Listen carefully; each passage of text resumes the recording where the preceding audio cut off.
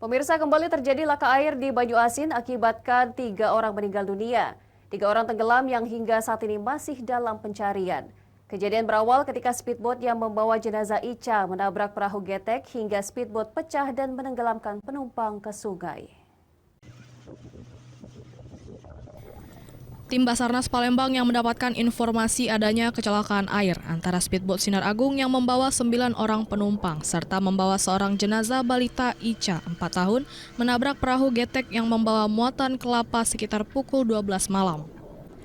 Rombongan penumpang speedboat yang dinakodai Sudarno pada malam Minggu sekitar jam 12 malam bertolak dari Dermaga PU Desa Bunga Karang, Kecamatan Tanjung Lago, Kabupaten Banyuasin bertujuan ke Primer 8 Kecamatan Lalan, Kabupaten Musi, Banyuasin.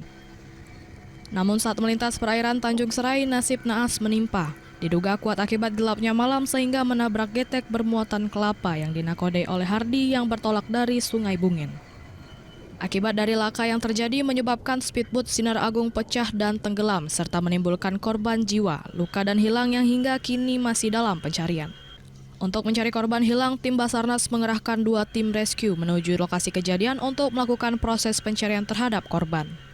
3 sudah diketemukan tapi kondisi meninggal dunia dan 3 orang termasuk 1 jenazah ini saat ini belum diketemukan. Jadi korban yang masih dalam pencarian yaitu 3 orang. Dari Banyuasin, Ahmad Saiful, iNews melaporkan.